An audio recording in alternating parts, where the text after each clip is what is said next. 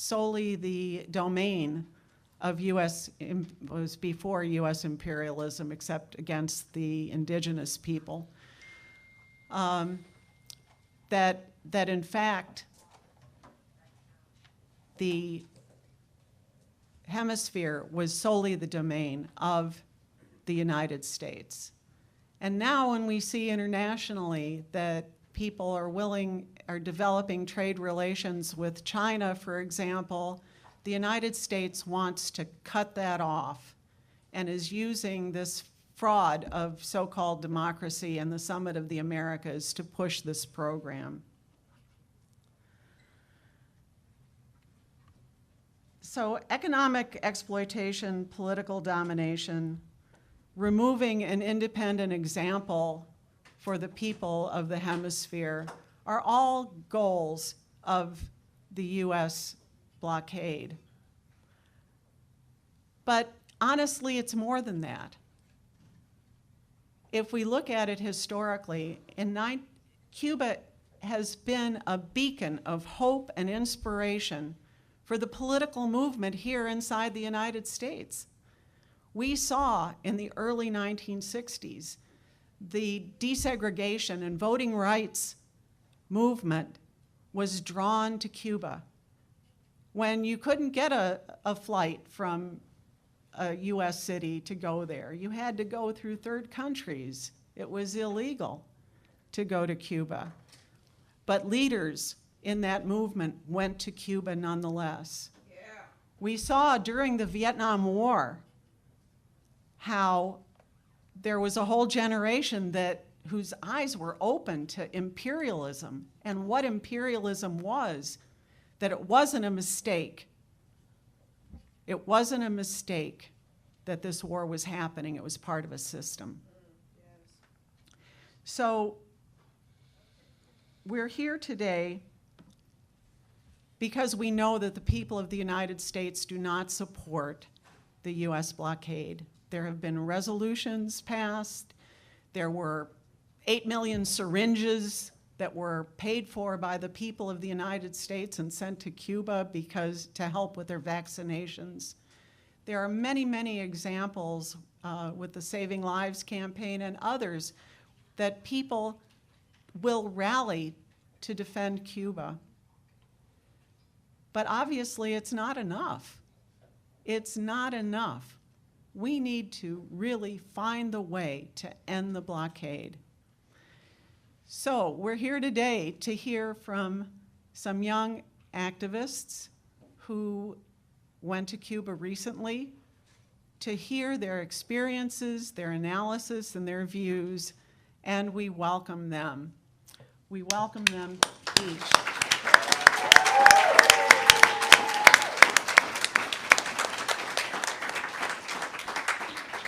We're going to, everyone's going to speak in order.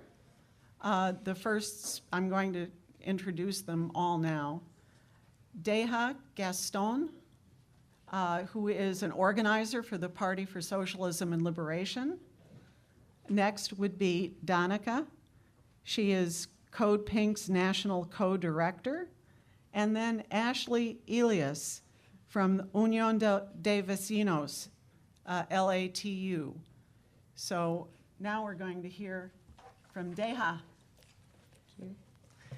All right.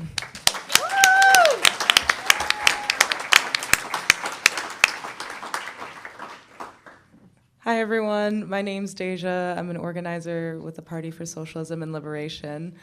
I wanted to start off by saying, first, today we sit here in dialogue amongst each other in truth about our experience in Cuba as organizers fighting against the failures of capitalism and standing against the cycles of exploitation and oppression, but to also fight for a world that is cumulative of our shared experiences as poor working class, nationally, and gender oppressed people living within the heart of imperialism. I want to thank several organizers first who have been conceiving of the summit and putting it forth into the material reality so that we can be here today as historical actors and participators of such an amazing summit. So this panel discussion among several discuss emerging problems our class experiences in the United States. And some of those include poverty, food insecurity, lack of housing, inadequate education, inaccessible healthcare, police brutality among the poor and oppressed. And those are just several examples of what we will be addressing. And I also want to emphasize that while we're addressing all these problems, we're also united in supporting and uplifting and bridging political and cultural exchange between Latin America and the US. For us today, we'll not only address our defense of the Cuban Revolutionary Socialist Project, but our lessons learned to further bring back and disseminate information to our own organizations to strengthen our understanding and vision for a revolutionary project of our own character and type in the United States. So I just wanted to start off really quickly by explaining a brief point on the work that I do as an organizer in the Party for Socialism and Liberation, and kind of explain a little bit more of what our line is. So as an organization, we're comprised of many different organizers within our working class, students, parents, educators, and so on. And many of the struggles we engage with result in our political lines that are specifically anti-capitalist and anti-imperialist. From the manifestations from capitalism that we see and fight against, such as those of white supremacy, patriarchy, police brutality, bigotry, and misogyny. And this wages into the fight for women's liberation, LGBTQ liberation, Black liberation, and the overall liberation of our working class. And out of stating all of this, I wanted to also really point out that we are also vehemently internationalists as well. So it's not only our duty as organizers living in the heart of the United States imperialist agenda, but it is necessary for us to understand that we have to fight back and that we are absolutely autonomous of our own capitalist government that constitutes rule over people and the globe. The strength of many national liberation movements across the globe demonstrate a distinct fighting spirit that is not only revolutionary, but in its own right distinct in the fact that these moments have been a fight against imperialist domination.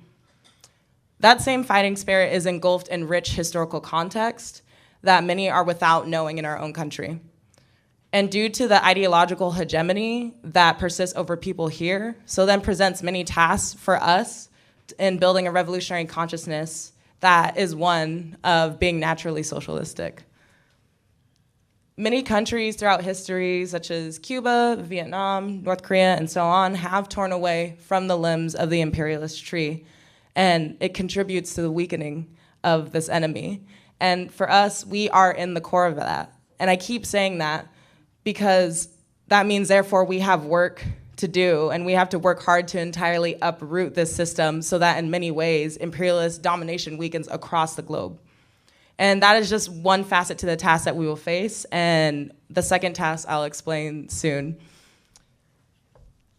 I wanted to emphasize a couple quotes from Sankara that I was reading the other day that brings me to a lot of the themes that we'll talk about in our speaking points throughout this panel discussion. I think the first is emphasizing that the practice of working class internationalism is not only a duty for the people struggling for a better future, but is also an inescapable necessity. And people's rights are absolutely conquered in struggle, and by struggle of the people. And so this can happen to the degree in which the socialist revolution requires participation of all workers. And I wanted to bring up a couple examples from a book that I really love. It's Woman in Cuba, Everything Within the Revolution.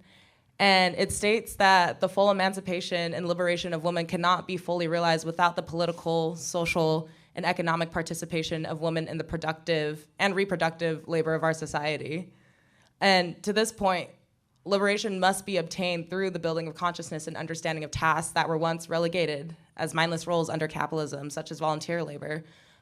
But they must be conceived as absolutely important. And this is all to say that our task to build conscious beings derive from the very fact that, again, like I said earlier, we are historical actors in transforming the world around us. And how can that be achieved without a full realization? And this is done through intensive education to raise class consciousness, promote positive production of socialistic ideas alongside our people. So this brings me to an example from somewhere that we visited in Cuba, and it was the Martin Luther King Memorial Center. And it reminds me of this very action and practice within the revolution that is such a clear example to me. The Martin Luther King Memorial Center is based off of 3 distinct principles. The first is off the philosophy of Dr. Martin Luther King. The second is based off of Latin American liberation theology. And the third is based off of popular education. And this is all deployed through the specialized training of educators that are also of faith or non-faith. But it's not only regional and throughout Cuba. They spread this education across the world to raise active political and social conscious beings to participate in their own transformation of the world around them. And I wanted to bring up a couple more examples as I talk through this. I wanted to bring up really briefly democracy in Cuba, which constitutes the breadth of how everyone in the country participates fully as conscious actors of political and social scale. The first is within the Cuban Constitution.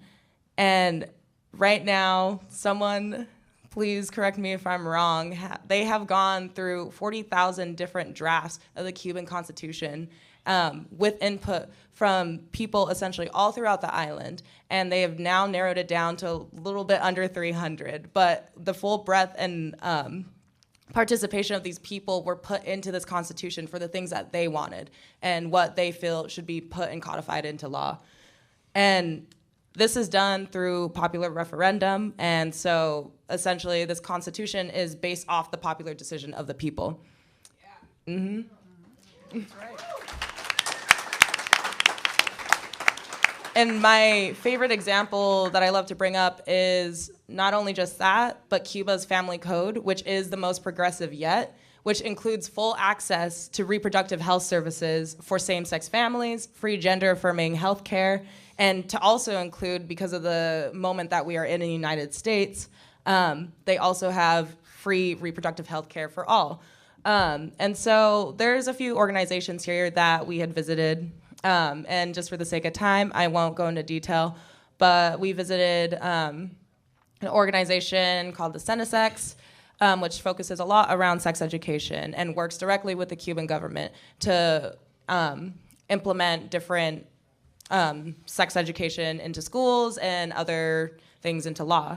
And then we also met with a neighborhood network of Afro-Cuban descendants who work to essentially eradicate racism and the contradictions that still exist within Cuba and within the revolution. And I wanted to...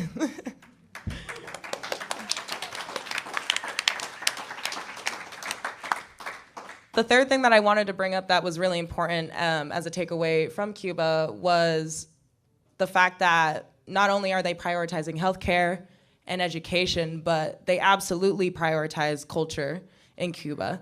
And an example I wanted to bring up was Uniac, the National Union of Writers and Artists of Cuba. They're a social, cultural, and professional organization of writers, musicians, actors, painters, and sculptors. And this was established in August of 1961. And their main objective was uniting the intellectuals within the young Cuban revolution of the time to maintain a genuine Cuban culture. And it doesn't belong to the government, but they promote the ideas of the majority of the people, but the Cuban government still inputs ideas alongside them. And I wanted to bring that up to say that after the fall of the Soviet Union in 1991, Fidel spoke of the need to absolutely maintain people's culture within the revolution. If anything, they could not lose that. And so what does it mean under the Cuban Revolution? How is culture expressed? We saw several different examples. We saw the Facultad de Arte de Cuba, or FAC, and we also visited dance and music schools. And I remember distinctly, we had some questions from people asked, like, you know, like, do you dance for money? Or like, what do you think about dancing as your profession? And one like 16-year-old girl stopped us and she said that for her and her friends, like, dancing was a form of life. They don't do it for money. That is their life. That is what they do.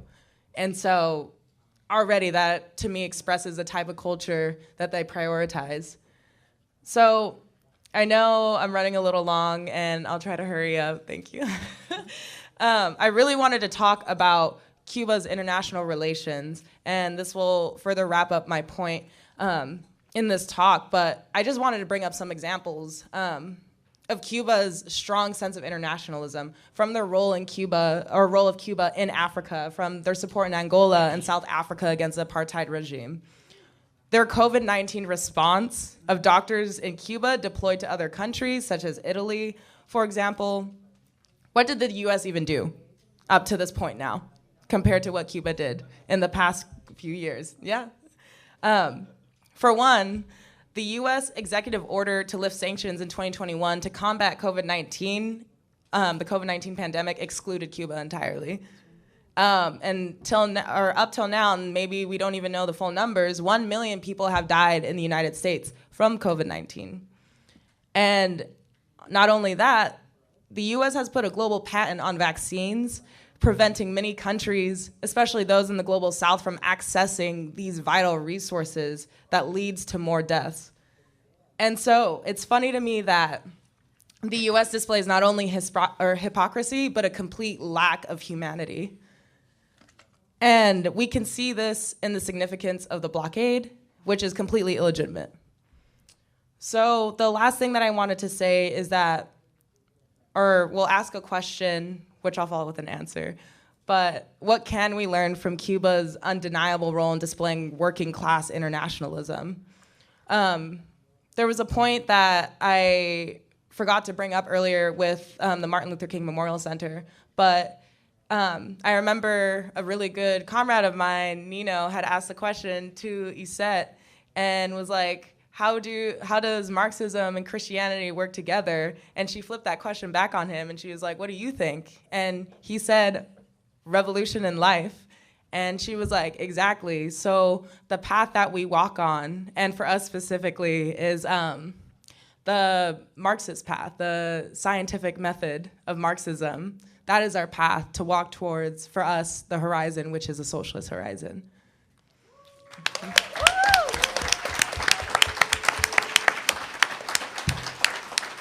I could go off all day, but I know I'm out of time, so you could come talk to me after. I see Nino smiling in the audience. Thank you, Deja. Hi, everyone. Can you hear me okay? Or should I? Okay, awesome. My name's Danica. I'm Code Pink's national co-director. I'm based out of Chicago. Thank you. Yeah, go Chicago. Go White Sox. I went on this delegation because one of my roles at Code Pink is facilitating the Peace Collective, which is our youth cohort of young anti-imperialists who are organizing to divest their city pension funds from weapons companies. They're also organizing against military recruitment in schools. And they've done a lot of work to stop the expansion of the selective service system, or the draft. So for that and so many other reasons, it was so meaningful for me to go on this brigade with so many amazing young organizers. Our brigade to Cuba, we learned so many things, and we were asked to go into the experience with questions. And within the context of the Summit of the Americas coming up, one of my questions that I had going in was, what is democracy? Which is a fun question because I've been told all my life that I live in the best democracy, that I live in the strongest democracy. But they did a pretty bad job of teaching me what that meant. So I think it might be best to describe what I learned about democracy in Cuba through a few examples of things that happened while I was there. Like Deja mentioned, when we were in Cuba and long before we got there, Cubans were crafting their new family code to extend rights to LGBTQ Cubans and their families.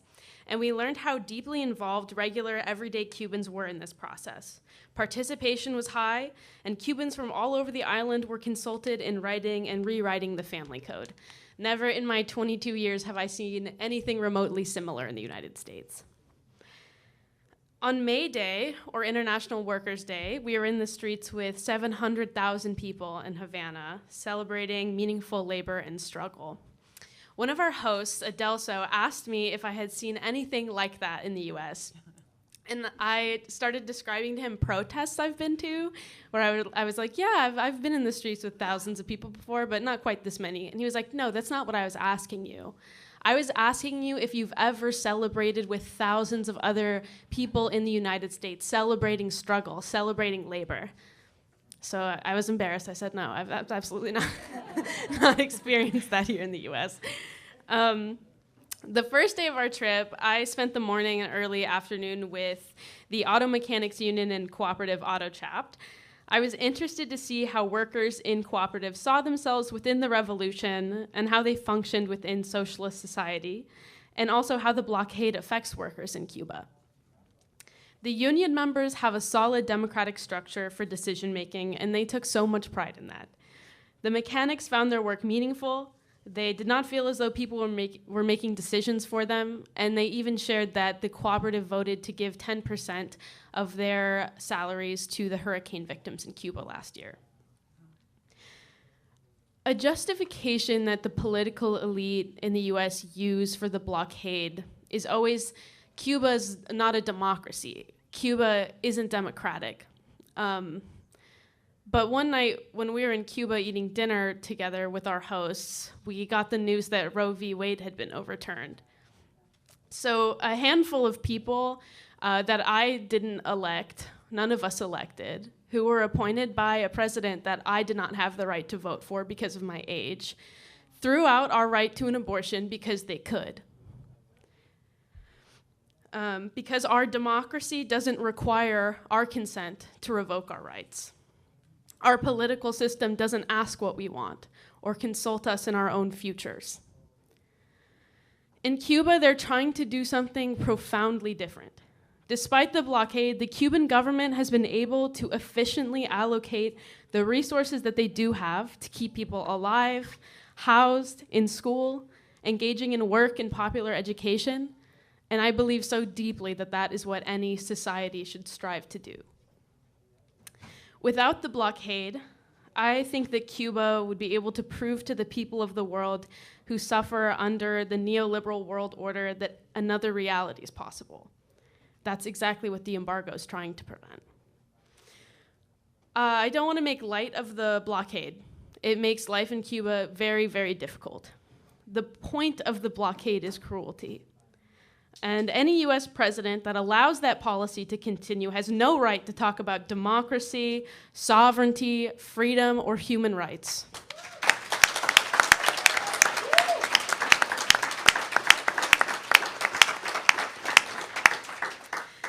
And I think all of us from the brigade came out of the experience with a deep feeling of responsibility, not only to end the blockade, but to build a new future here in the United States with one another.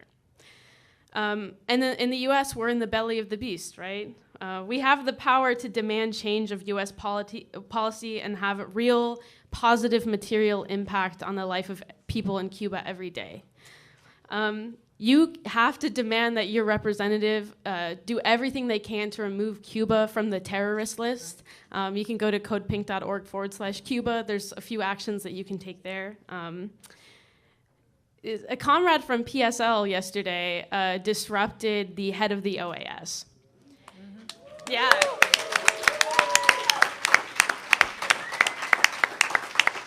It's our task to never let US politicians who support the blockade speak without disruption. Never give them a peaceful moment until the blockade's lifted.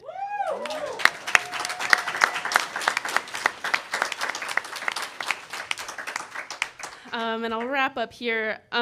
Cuba taught me that there isn't one way to do democracy. Democracy doesn't necessarily mean voting between political parties. What it does mean is meaningful participation. It means people being able to chart their own course together, and it means feeling like we have a stake and responsibility in our own future. Thank you.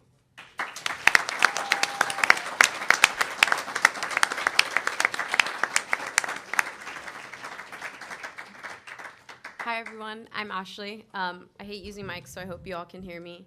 I'm Ashley, and I'm with Unión de Vecinos, the East Side Local of the Los Angeles Tenants Union. The work that we do is around community and community care. We are very intentional with the work that we do, and we're led by our community members who are predominantly the mujeres in the comunidades of Boyle Heights. We focus on making sure that everybody has the dignified housing that we all deserve. We work together to find solutions for ourselves, driven by our community and by the decisions that we all make together. I say that to contextualize a bit. When I went this is my second time going to Cuba, but in this context, a little bit different than the first time I had gone. But I say that to kind of lay out the groundwork that when I went to Cuba, I already knew that this is essentially, what the work that I do every day and the work that I'm surrounded by in our communities that we strive for, right? Dignity, the right to safe and healthy living, education, food, and just sovereignty, being able to decide for ourselves, right? And so when we went to Cuba this time around, I was really excited to get to know a little bit more around the Comités de Defensa de la Revolución, the CDRs. We were really lucky enough to visit a community in transformation. This is a community where the residents there got together and decided that, we're going to take this area that was once a dump and completely transform it. They themselves made the decisions around what needed to be done, what areas needed to be improved. They built a school, they built a community center, they have a clinic there where, as my comrades here have mentioned, free healthcare, which I know many of us here would truly benefit and appreciate that level of care. And what was most striking to me is that everybody had one way or another a role in this process. Of course, those who can't, but everybody seemed to be on the same page. What was most striking to me is the fact that everybody was really dedicated and had full faith, as the song that was previously played talks a little bit about faith in the Cuban government, the Cuban people. And everybody was really dedicated to making sure that this community was living its best life, for lack of a better phrase. And so as we walked around the community, I got to see firsthand, folks who live there actually putting in the work. And that felt really close to my heart because in Boyle Heights, that's what we do. We take matters into our own hands, and we aren't waiting for someone to make the decisions for us, nor are we waiting for the government or some housing department agency to, help us out. And we do this because we know that oftentimes, we're also gaslit, basically, and told it's your fault that you live like this. It's your fault that, there's holes in your wall. It's your fault that the water from your restroom comes out brown and, ruins your daughter's skin. Not in Cuba, right? I know there's many folks here who have been and got to experience also the beauty that is Cuba. But in Cuba, if you come together with your community and you say, this needs to be improved, there's a process to working together to see that through. Whereas here in the United States, we aren't benefited in the same way. And additionally, it was really amazing to see that the emphasis, as my comrades here have also mentioned, on culture, the emphasis on progressing their lives. Although the blockade has instilled a lot of limitations on the Cuban people, they still continue. And also, like the song said, the blockade may be the Goliath, but Cuba is David, which is really special to me and I think about quite frequently.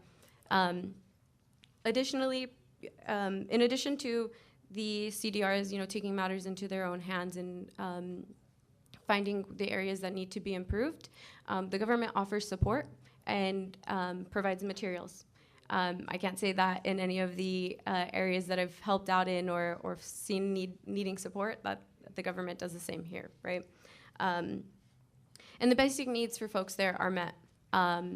People have what they need, and they, live a well life. Additionally, what I learned and how it applies to the U.S.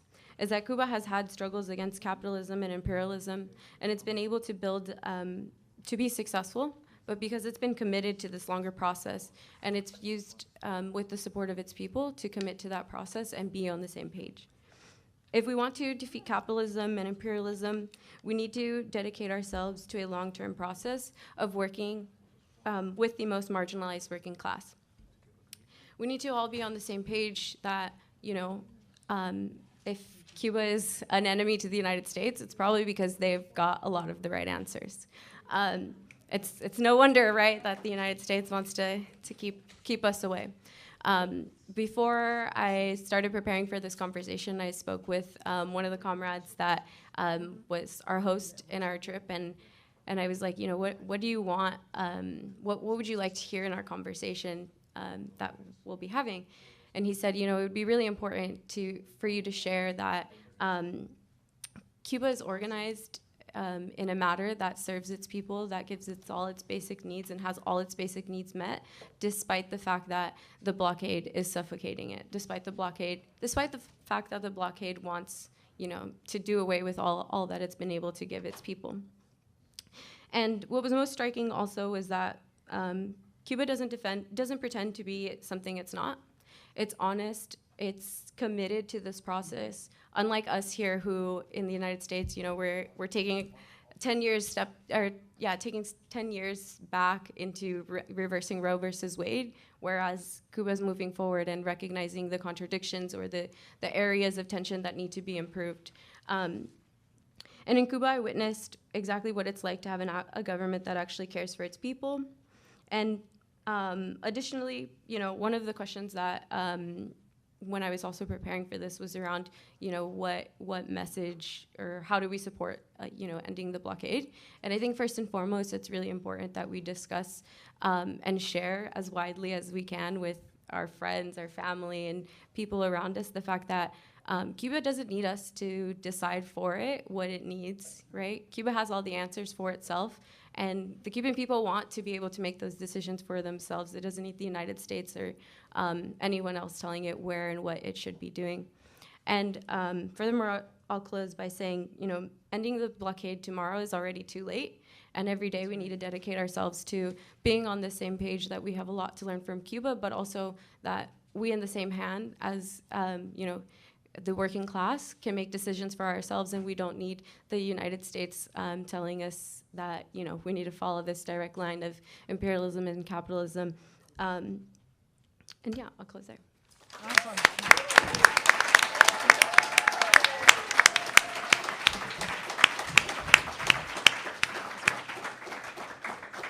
I want to thank all the panelists for these just excellent explanations, and really the talks followed one after another in a coherent way, also bringing up actions. And we're going to have a few minutes for okay, sorry. We're going to have some Q&A. We are going to have to truncate the program and end it by 3:30. But we do have time for questions and responses. The microphone is going to be over here in the corner. People who wish to speak should line up. We don't have a microphone that isn't corded. So anybody who'd like to ask a question, but while we're waiting, in 2011, I helped with a tour of the Cuban Youth Theater, La Colmenita, who I'm sure you saw while you were there. And they had developed their own program, their own opera to free the Cuban Five. And at the end, and this is something that I carry with me to this day, after they said, everybody had their individual way of dealing with freeing the Cuban Five. And then somebody said, well, why don't we all get together and work to free the Cuban Five? And at that point, they all joined together and said, and now, what more can we do? And that's something that I wake up with every morning. And now, what more can we do to end the blockade? So it's a hard question. I ask you, what more can we do? Each of you. Okay. Deja. I've thought about this point a lot, and something a few of my organizers and I talk about a lot is the very fact that unity and solidarity is our most strategic weapon that we can use to fight back, especially on the ideological scale. One of the things I keep thinking about is that the Summit of Americas, hosted by Biden, is in complete shambles. And right now, we've witnessed so many Latin American countries, whether they were on the left or on the right, come together and decide that the US does not get to view Latin America as the front or the backyard anymore. Right. And I think that's important because at the end of the day, like, unity does not exclude discrepancies. You know, like, people will still disagree, but again, like, Castro said that freedom is conquered with solidarity, and for us, like in the United States, to be able to exchange in dialogue, this cultural and political, social scale of exchange is so absolutely important, because then we understand and see the truth of the Cuban Revolution and its socialist project. But also to further understand, like, what material gains they have are things that we can also have here, especially as one of the richest countries in the world. We can fight for access to healthcare. We can fight for access to education. And even right now with abortion, we could still fight back and make sure that things like Roe don't get overturned. And so I think that's an absolutely powerful weapon. And so that's something that I want us to take home and think about is, what is unity? What is solidarity? What does that mean for us as internationalists? Yeah, thank you.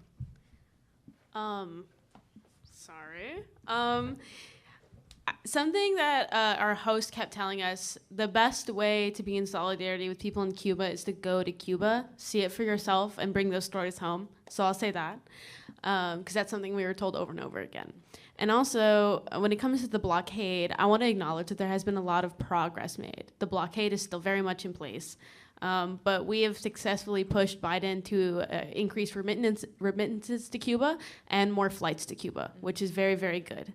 And also, there's some fellas named Bob Menendez and Marco Rubio who we should make very uncomfortable. Very uncomfortable. They're supporting a genocidal blockade, so make them very uncomfortable, please. Right. Ted Cruz, yes. So I'm a community organizer, and I always go back into like the conversations that we have with our community and our family members and our friends. And I think very similarly, yes, one, if you're able to and find one way or another to attend one of these brigades and go visit Cuba itself. And I think as many folks in here shared that they visit Cuba, continuing to share their stories and engage in dialogue around what they experienced and what they saw in Cuba. And I think most importantly, being very unapologetically honest with, what the United States is doing with the blockade, how it hurts the Cuban people. We are literally part of the reason why children can't have, the medicines that they need in Cuba. The fact that, they have to find,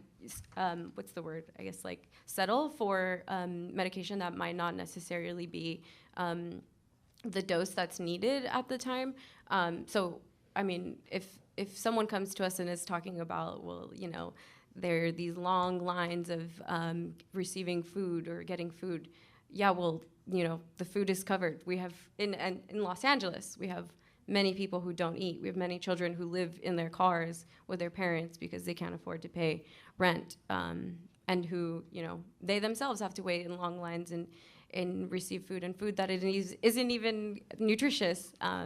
I say that because I used to work at a school. So, engage in dialogue around that and engage in question that, provokes this thought around, well, why the hell does the United States want to suffocate Cuba like this? What is causing that?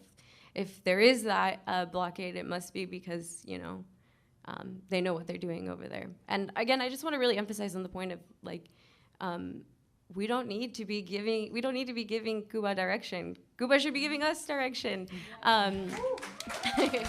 So let's have respect for them, and let's let them decide what they need. I actually have a very special recognition.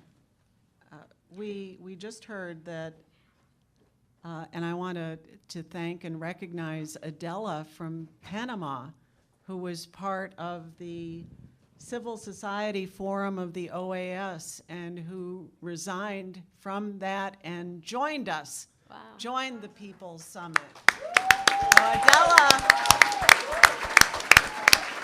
Adela, thank you. Okay, now questions. I'll be very brief. Every year the UN does a vote to condemn the American embargo against Cuba. Also, there's a few other countries that sign off with the United States with the embargo. Do you know what those countries are? Because they should also be condemned. China. No, China's not one of them. Israel and the United States, and then there were a few smaller countries. Those votes at the United Nations have been going on since 1992, and with increasing. And the consistent votes against Cuba are the United States and Israel. There occasionally will be a few others, and there were a few more abstentions this last time. But the vote is going to be in the United Nations in the fall. We don't know the date yet, but thank you for raising that. Okay, thank you.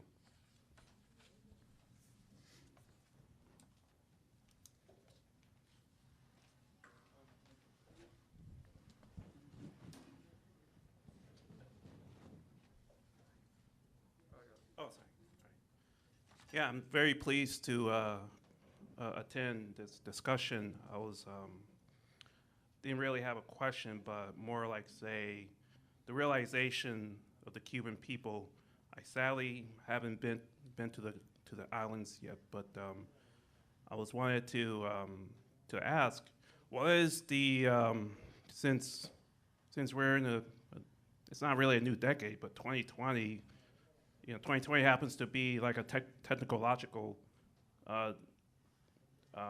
decade because of the advancement of technology, as well as humanization and so forth. You mean that's pretty much been denied because of the mainstream media. The mainstream media do their best to really not only dumb down, but to really misinform everybody of what's happening locally and internationally as well. So I just wanted to ask you, since I'm a techie, so I wanted to ask you a techie question. What is your take on the current computer revolution in Cuba? What is happening over there as far as the advancement of the internet, the advancement of learning computer science, IT, et cetera, et cetera? How is that going in Cuba? So apparently we're not getting any information of what's happening in the grounds of Cuba, of course. So have you been checking, well, not only checking, but have you met any techie Cubanos by any chance? That's my question. Yeah, I'm also very much a wannabe techie. I say wannabe because I have no real experience. But I had very similar questions, and luckily our comrade Mandi works in data, or does work around databases, and very much also had questions for us around technology and those kinds of things. I will say, because of the blockade, everything can be brought back to the blockade. Because of the blockade, they don't have the same access to materials that we do and to advance technology in that way. But I will say that, they have access to internet, not as accessible as we do, but they do have access to internet. And You know, they use Instagram, they use all of the basic social media apps that we have access to. The only time that they're limited is from the United States, where, you know, purposely they don't want to let Cubans have access to everything that we have access here. I think we didn't get to dive that much into it. I wish we would have, but based on the busy schedules that we had at the brigade, we didn't get to dive much into it. But yeah, there is advances. I mean, their technology for the access of materials that they do have is obviously working really well because they're able to make scientific advancements. For instance, like the I forget what the machines that help you breathe. Ventilators. There you go.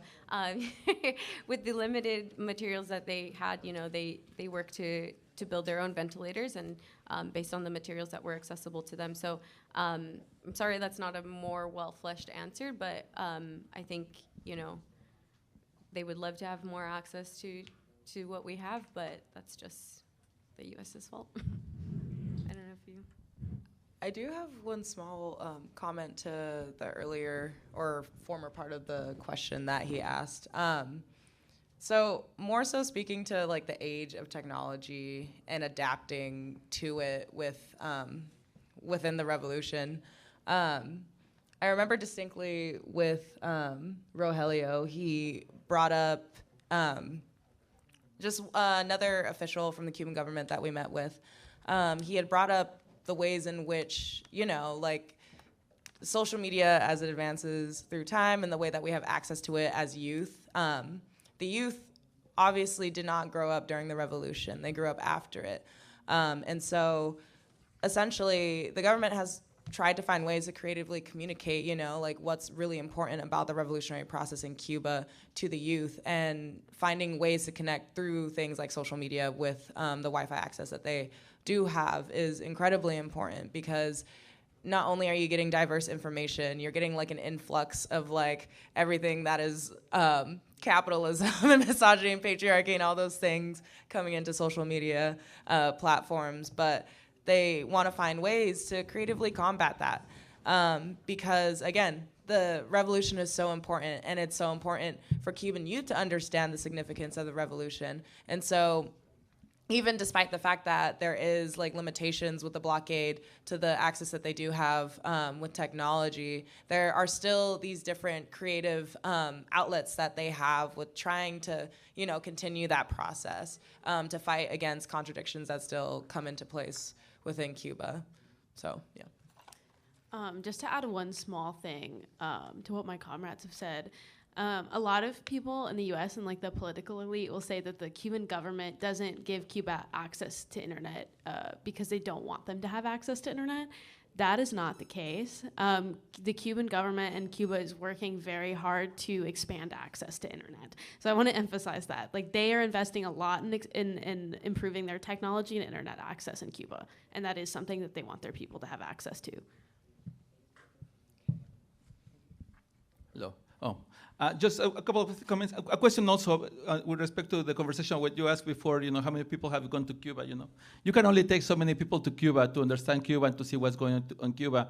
So I think a question for all of us: how can we establish more people-to-people contacts with Cuba through technology? The pandemic taught us, a lot of us, how to use Zoom and do all these other connections with people. There is still the gap in technology, but still many people were able to connect. And I think one thing that we need to start pushing is to establish more connections people to people. That's part one. The other part is also how we're going to start cracking the silence that exists in the organizations around us that call themselves as progressive, but when it comes to talking about Cuba, get very nervous. They're afraid of going to the... People are afraid of talking in their own communities, in labor, in neighborhood organizations, in all these places about Cuba. We cannot break the embargo if we cannot break our own embargo that we're imposing on ourselves to talk about Cuba. So how are we going to change that?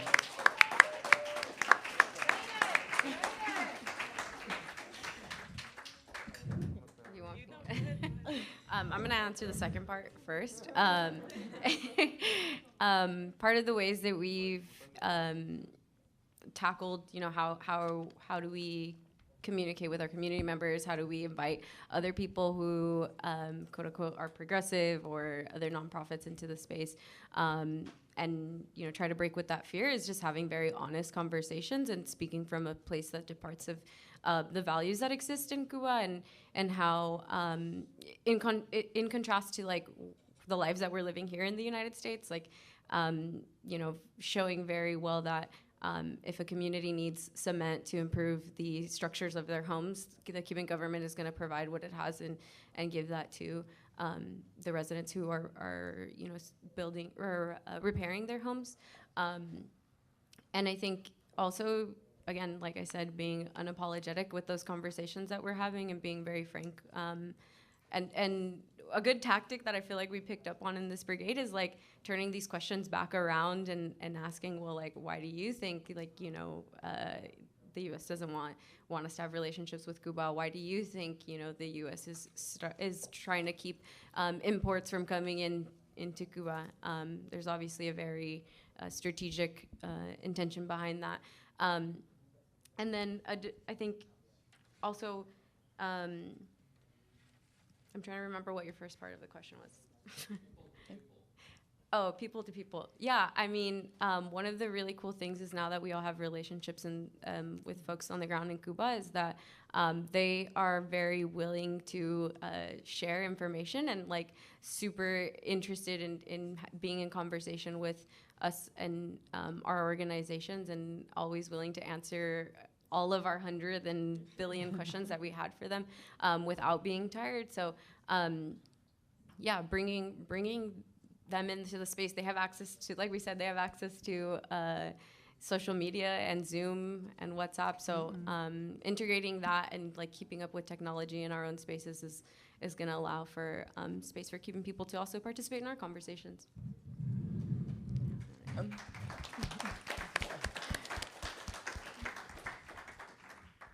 The one thing that I really want to say to that is that the United States government needs to lift the damn blockade.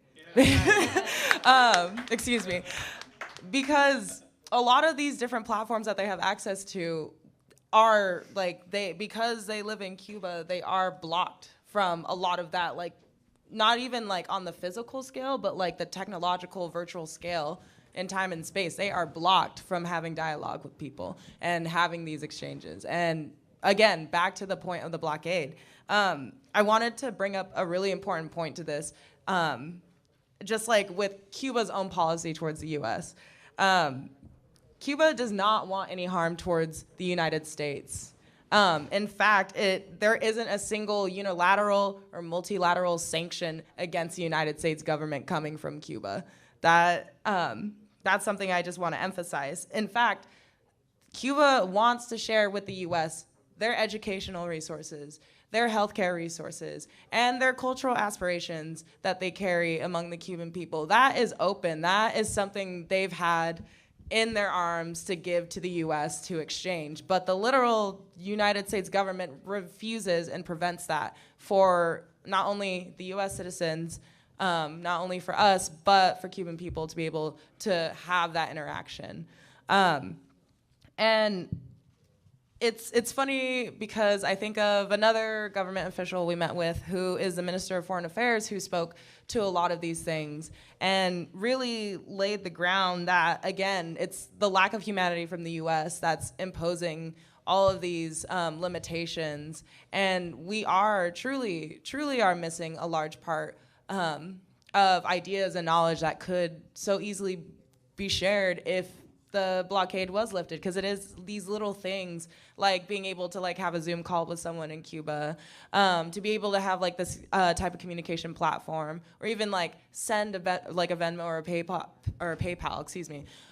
These are all blocked, but they come so easily for us because we're doing this exchange every single day. But again, it's really hard when you have such an inhumane thing that's being imposed by the United States and has been imposed for 60 plus years. That's really limiting their progress. Just to speak to the first part of that question that you had,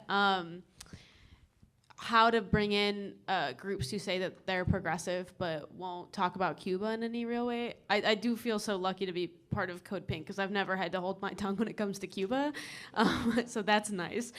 But, you know, there are 100 of us that went who are always more than willing to talk to organizations that you might be a part of that don't talk about Cuba. So I know a lot of us are willing to do that. And also introduce you to the people that we know in Cuba also from our brigade. So that's always an option for all of you.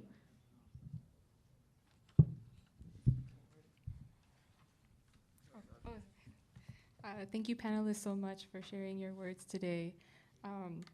When I was younger, one of the more formulative books that I read was Che Guevara Speaks to Young People. It was a wonderful collection of speeches that he gave specifically just for like students, children, you know, younger people.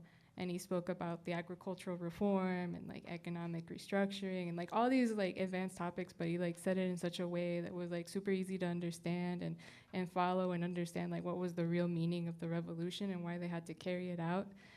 And another part of that is he had a speech about the education and the universities in Cuba. And one part that I remember, it says that like the universities must paint themselves in the color of the Cuban people or they will have their windows smashed and their doors broken down. And I thought that was amazing that it shows right to the heart of like, one of the reasons of the revolution was to better the lives of the Cuban people from day one. And that even though Cuba has been, you know, challenged a lot, and to this day, it's like, unfortunately, like still a very impoverished country. Like there's no getting around that, especially because of the blockade. But despite all that, they've managed to give so much more to the world, not just the Cuban people, but also to the world. And so I guess if you could talk a little bit more about all of like Cuba's internationalist endeavors, because they're internationalists too. Their revolution is internationalist, and despite all the challenges, you know, they've had, you know, educational brigades, doctor brigades, like so many things around the world, not just through COVID, but like since its beginning. So I guess, yeah, if you guys could like speak more, some of that you find like really inspiring. Yeah, thank you so much for highlighting that. I just want to highlight another stark contrast. I know we have to wrap up soon. Cuba sends doctors all over the world to help with help people dealing with crisis. And in contrast, the U.S. is the largest exporter of weapons in the world. We make up 40% of the global arms trade. So that comparison really speaks for itself. But yeah, one thing I learned when we were there talking to the foreign minister is I knew that Cuba tried to send doctors to the U.S. While the U.S. was suffocating Cuba with a blockade, Cuba tried to send doctors to us when Hurricane Katrina hit, and George Bush sent them away. Another thing that I learned when we were in Cuba was Cuba also tried to send doctors when 9/11 happened, and George Bush turned them away. And they instead, I think from Katrina actually, went and the doctors flew straight from Cuba, who were supposed to go to the U.S., to go help the victims of an earthquake in Kashmir. So Cuba's international solidarity is real, it's palpable, so. Okay. How much time do we have? 2 minutes. 2 minutes? I can make a statement because we don't have to talk about it. Well, actually, maybe That's fine. maybe there should be an opportunity for just last words from the panelists. I just want to respond really quickly to the last question that was posed.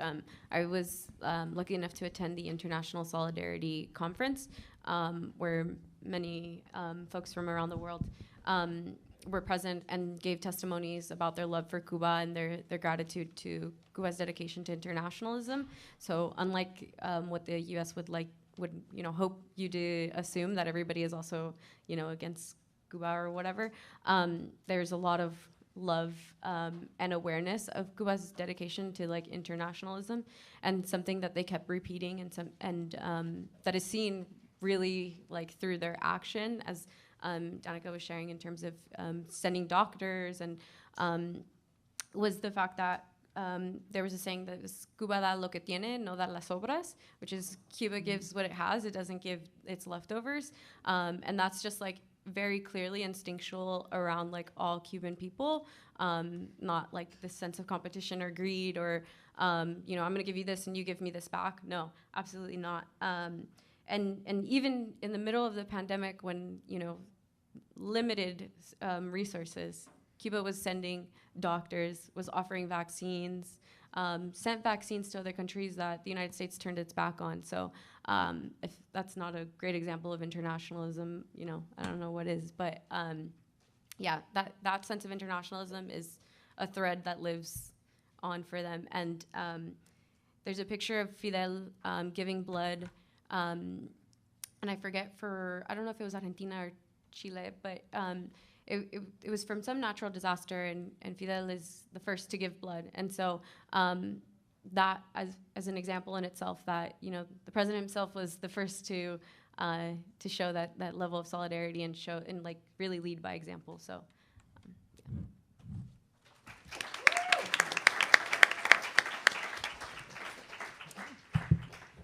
yeah. Thank you all so much for coming. I want to thank the organizers of the People's Summit. They've been working so hard to make such a necessary event happen.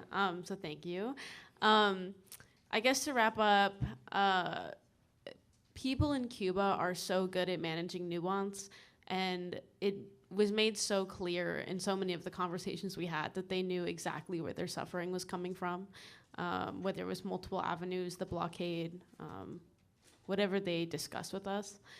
And I think we have so much to learn from Cuba, so much to learn from Cuba. And we, working class people in the US, have so much more in common with the people of Cuba than the United States government wants us to believe. And once we get past that, standing in solidarity with Cuba and organizing the destruction of the blockade is going to be critical. So thank you all so much for coming.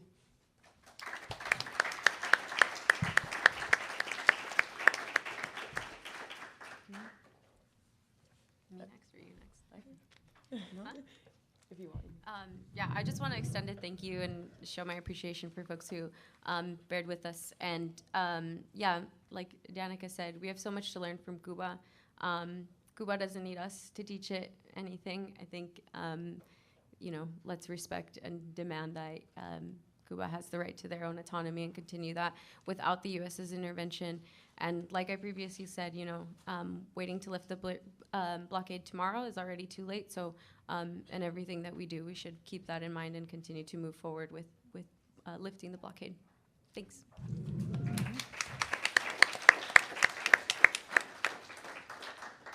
I think the last thing I'll say is when we went on this youth delegation for the May Day Brigade, the slogan that we had was build the future and break the blockade. And I think that's important because earlier we talked about the horizon in which the Cuban people walk. And I think what we have to remember is that they dared to build their own future and to creatively resist against U.S. imperialism. And I think that's one of the most beautiful lessons that you can take away is that the Cuban revolutionary project not only shows us what's possible, but that it can be done. And so we can take that lesson and get stuff done here in the heart of imperialism as well. So, thank you. So, like Danica said, reach out to people who've been to Cuba to be your spokespeople in organizations that may not know Cuba, but this particular brigade was a very important and special one, but there are others. Every year there's an international May Day Brigade. There's Pastors for Peace, Venceremos Brigade. There are people in your community who've been to Cuba, so reach out to all of them. Let's go out and end the blockade now.